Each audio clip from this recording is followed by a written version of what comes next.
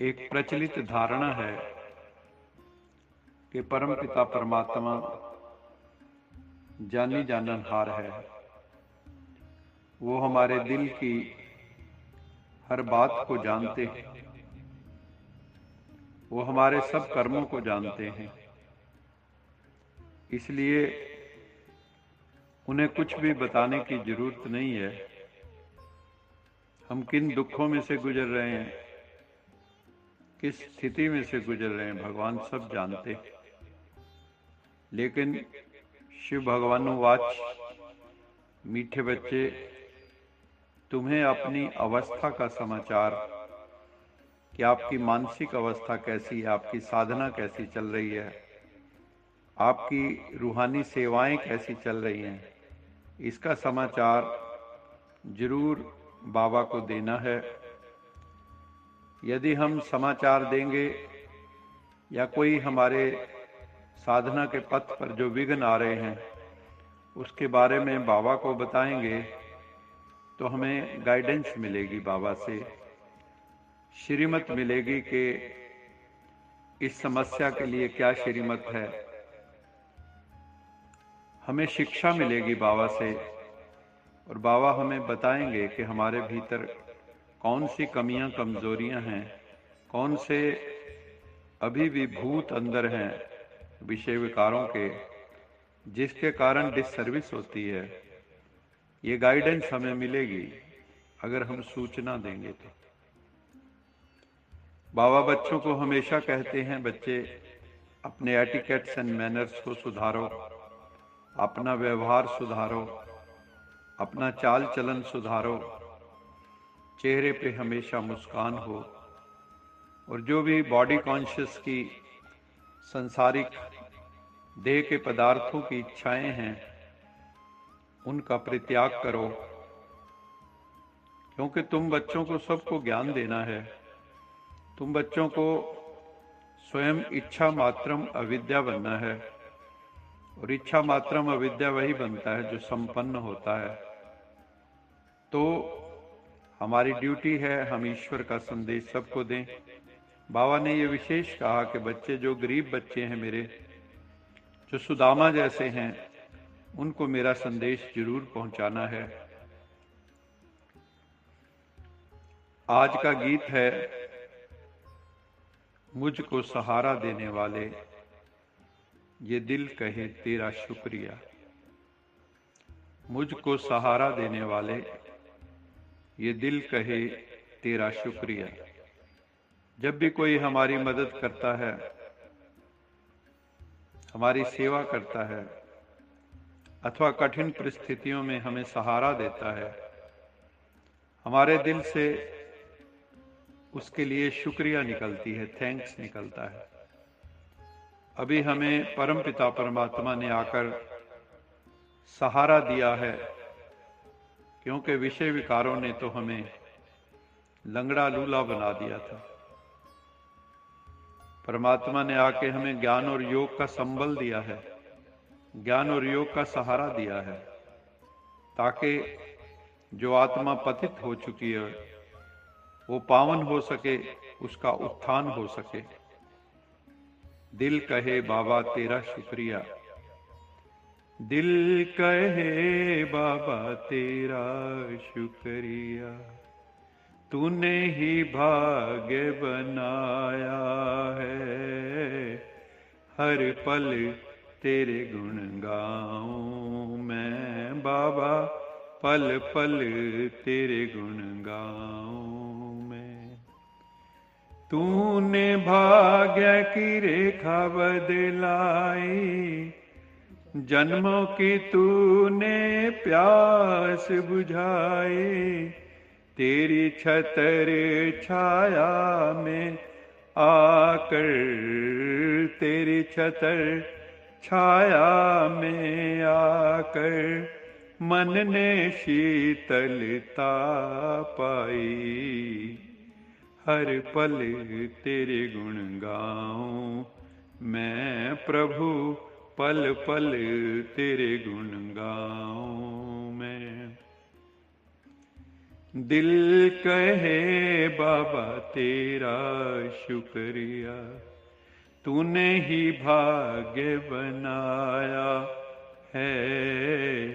हर पल तेरे गुण गाऊं मैं बाबा, पल पल तेरे गुण गाऊं मैं। तो दिल से अपने आप ही थैंक्स निकलता है। परमपिता परमात्मा ने आकर, जो भाग्य विधाता परमेश्वर है, उसने आके हमें भाग्य की लकीर कैसे खींचनी है कर्मों की कलम के द्वारा वो सिखाया है।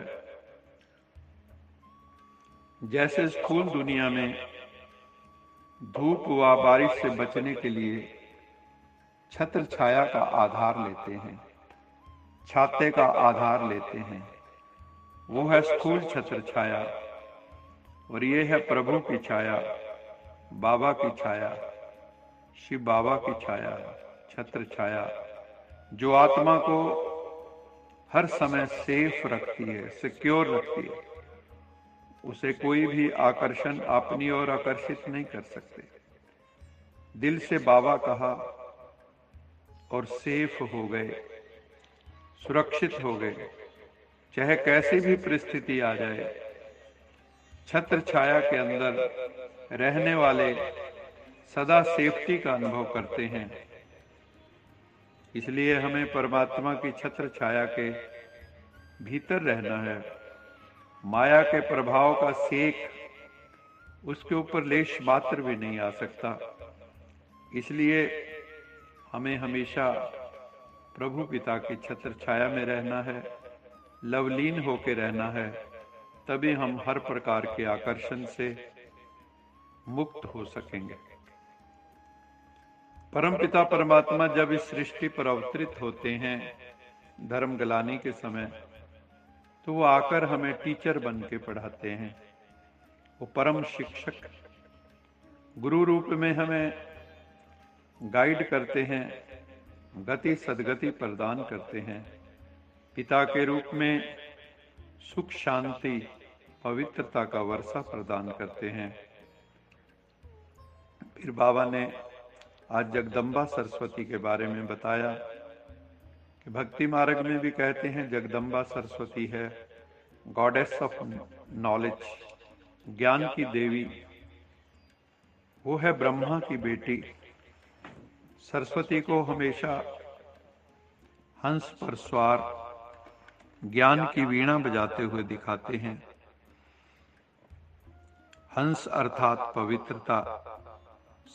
हंस का कलर सफेद होता है, जो पवित्रता का द्योतक है।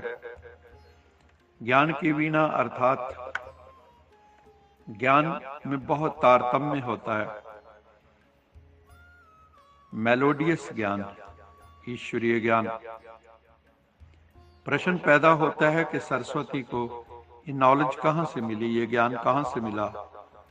सरस्वती ने ये नॉलेज ज्ञान के सागर परमपिता परमात्मा सत्यम शिवम सुंदरम से प्रजापिता ब्रह्मा के माध्यम से प्राप्त की।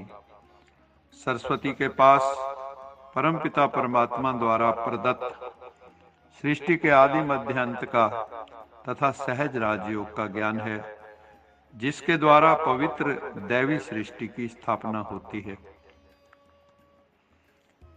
भक्ति मार्ग में गायन है आपे ही पूज आपे ही पुजारी। दुनिया वाले इसका अर्थ समझते हैं कि भगवान स्वयं ही पूज्य है और स्वयं ही वो पुजारी बना हुआ है, परंतु ये सत्य नहीं है। बाबा ने कहा ये तो तुम्हारे पर लागू है। तुम देवी देवता जब होते हो तो पूज्य होते हो, जब द्वापर कलयुग में पतित हो जाते हो तो पुजारी बन जाते हो, क्योंकि पतित हो जाते हो। हम आत्माएं ही सतयुग त्रेता में सतोगुणी पवित्र होने के कारण पूज्य होती हैं और द्वापर कलयुग में पतित विकारी रजोतमो बनने के कारण पुजारी बन जाती हैं। इस समय परमपिता परमात्मा हमें पुजारी से पूज्य बना रहे हैं, ज्ञान, योग और पवित्रता की शक्ति के बल से। फिर बाबा ने कहा, तुम हो आदि सनातन देवी देवता धर्म की बरादरी। तुम जानते हो हमारे बाद फिर सेकंड नंबर बिरादरी है इस्लामियों की, उसके बाद बौद्धियों की, उसके बाद क्रिश्चियंस की। ऐसे वृद्धि होती है। ये सब बुद्धि में धारणा चाहिए। परमपिता परमात्मा कहते हैं, मैं फिर से राजयोग सिखाने आया हूं। तुम जानते हो विनाश के लिए ये महाभारत लड़ाई भी सामने खड़ी है। विभिन्न देशों की सेनाएं एक दूसरे के सामने खड़ी हैं युद्ध के लिए। युद्ध सिर्फ इसीलिए रुका हुआ है, जिसको डेटरेंट पीस कहते हैं, कि तुम्हारे पास भी बम है, मेरे पास भी बम है। अगर बम चले तो दुनिया का विनाश हो जाएगा, चलाने वाले भी बचेंगे नहीं। तो इसको शांति नहीं कहेंगे। तो असली शांति तो तब होगी जब लोगों के हृदय में, देशों के हृदय में शांति होगी। कहावत है, किसी की दबी रही धूल में किसी की राजा खाए, किसी की चोर ले गए, किसी की आग जलाए, सफली होगी तिन्हीं की जो प्रभु के नाम लगाए, जो धनी के नाम लगाए। ऐसे हम सब के पास जो कुछ भी है यहीं रह जाना है। चाहे कोई कितना बड़ा लखपति, करोड़पति, खरबपति, मल्टी मिलियनेयर है, सब धन खाक में मिल जाना है।